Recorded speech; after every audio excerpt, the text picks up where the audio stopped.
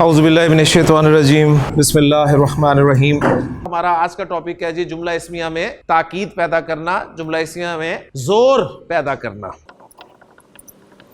زید نیک ہے تو میری بات میں کوئی زور نہیں ہے جی، اس جملے میں زور پیدا کرنا چاہتا ہوں۔ اردو زبان میں کسی جملے میں زور پیدا کرنے کے لیے ہم کچھ الفاظ استعمال کرتے ہیں، یقیناً، واقعی، بے شک، بلا شبہ۔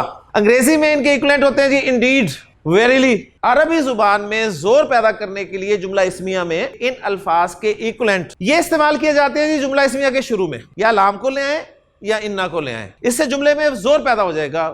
تو جملہ بن گیا جی لزید صالح، تو وہ مفہوم جو اردو میں تھا کہ بے شک زید نیک ہے ادا ہو گیا جی۔ جملہ اسمیہ میں زور پیدا کرنے کے لیے لام کا استعمال بہت کم ہے، لیکن بہرحال قرآن مجید میں اس کی ایگزامپلز موجود ہیں۔ زیادہ استعمال قرآن مجید میں جو ہے جملہ اسمیہ میں زور پیدا کرنے کے لیے وہ ہے انا۔ انا کا ترجمہ کرتے ہیں بے شک، یقیناً۔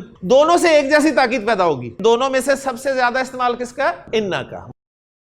اس میں زور پیدا کرنے کے لیے میں نے لام داخل کیا تو زور پیدا ہو گیا جملے میں، اور اس لام نے جملہ اسمیہ کے جو اجزاء ہیں مبتدا اور خبر ان کو کچھ نہیں کہا۔ لیکن جب میں نے انا داخل کیا تو انا نے زور بھی پیدا کیا اور جملہ اسمیہ میں اپنا اثر بھی دکھا دیا۔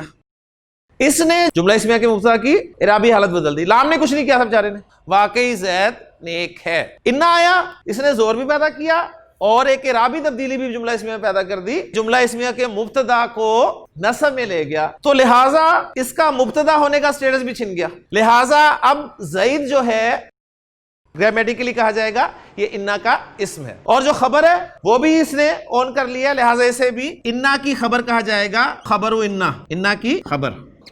تو انا کا اسم منصوب ہوگا یعنی نصب میں ہوگا، اور انا کی خبر جو ہے وہ مرفوع ہوگی یعنی حالت رفع میں ہی ہوگی۔ آپ جملہ اسمیہ میں ڈبل زور پیدا کرنا چاہتے ہیں تو دونوں حروف استعمال کرتے ہیں۔ انا جو ہے میں شروع میں رکھوں گا جی ہمیشہ، جس کی وجہ سے زید جو ہے مبتدا حالت نصب میں چلا جائے گا، اور اس کے بعد جو خبر ہے نا صالح، اس پہ میں لام کو بٹھا دوں گا۔ بے شک زید یقیناً نیک ہے یا واقعی زید یقیناً نیک ہے، یعنی اردو آپ کی جواب دے گی۔ انا اور لام دونوں لگ گئے، انا نے مبتدا کو نصب دے دی، لام نے کچھ نہیں کہا، بس زور پیدا کر دیا، تو ڈبل زور پیدا ہو گیا۔ زید صالح میں نے کہا تھا، آپ نے صاف انکار کر دیا، کوئی زور نہیں ہے۔ میں نے انا داخل کیا، انا زیدن صالح، ابھی بھی کوئی کنفرم نہیں تھا، پھر مجھے لام بھی لانا پڑا، میں نے کہا انا زیدن لا صالح، ابھی بھی میں دیکھ رہا ہوں کہ لوگ بضد ہے کہ زید کو دیکھنا ہی دیکھنا۔ اب میرے پاس ایک آپشن رہ گیا جی، اور وہ یہ ہے کہ میں قسم کھا لوں، واللہ ان زیدن لصالح، قسم کھائی میں نے، انا استعمال کیا، لام استعمال کیا، تین تو آپ کو نظر آ رہے ہیں، ایک زور اور ہے کہنے والے کا کہ بات کر کون رہا ہے۔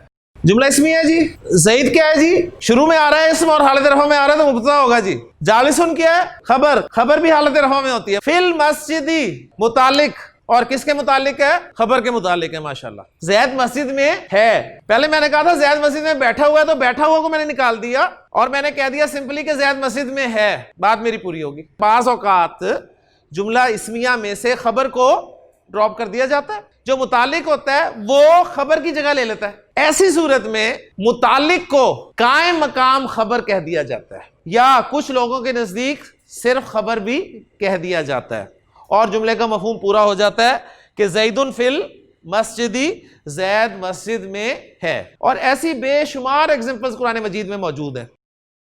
الحمدللہ، تو ترجمہ ہم کیا کرتے ہیں؟ تمام تعریفیں اللہ کے لیے ہیں۔ جملہ پورا ہو گیا آپ کا۔ چار زور ڈھونڈنے ہیں جی آپ نے اس میں، تو پہلا زور اللہ تعالیٰ کا کہ کلام اللہ ہے، قسم آ گئی، والعصر، زمانے کی قسم، انا کا اثر بھی دیکھتے جائیں ساتھ ساتھ، الانسان، لام بھی آ گیا، اور فی خسرن، بغیر زوروں کے کیا جملہ تھا؟ الانسان فی خسرن، یعنی مجرور جو ہے اللہ تعالیٰ وہ بھی نکرہ لائے ہیں۔ یہ فصاحت، عربی کی فصاحت و بلاغت کا پوائنٹ ہے۔ بعض اوقات نکرہ اسم کو تعظیم کے لیے لایا جاتا ہے۔ عظمت سے مراد خسرن کہا نا، فی خسرن، تو اس کے معنی کوئی معمولی نقصان نہیں ہے، بہت بڑا نقصان ہے، بیڑے غرق ہونے والی بات ہے۔ الانسان فی خسرن، انسان بہت بڑے نقصان میں ہے جی۔ زور پیدا کیا، انا لگا، کیا ہوا؟ الانسانو، الانسانہ بن گیا۔ مزید زور پیدا کیا، لام استعمال کیا، فی پر لگا دیا، ان الانسان لفی خسرن، اور مزید زور کے لیے قسم آ گئی جی، کلام اللہ، قسم انا اور لام، اور پھر خسارے کو بھی بیان کیا گیا کہ وہ معمولی خسارہ نہیں ہے. واحد اسم حرکت کے ساتھ پہچاننی ہے، جمع مکسر حرکت کے ساتھ پہچاننا ہے اعراب کو، لیکن جمع سالم مذکر، جمع سالم مؤنث اور مثنی ساؤنڈز کے ساتھ. لیں جی لام بھی داخل کریں. المسلمہ کیا ہے؟ انا کا اسم ہے، صادقن انا کی خبر ہے. مبتدا کی جگہ پہ تو یہ سارے آئیں گے، لیکن جب انا لگ گیا تو اب نصب میں چلے جائیں گے ضمائر، اور نصب اور جر والے ضمائر ایک ہی ہیں.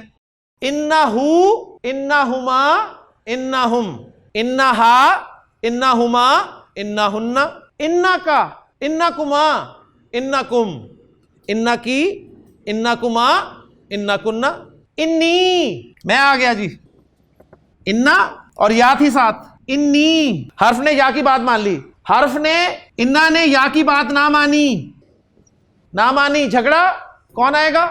نون صاحب. انی، اننی دونوں طرح قرآن میں استعمال ہوا ہے.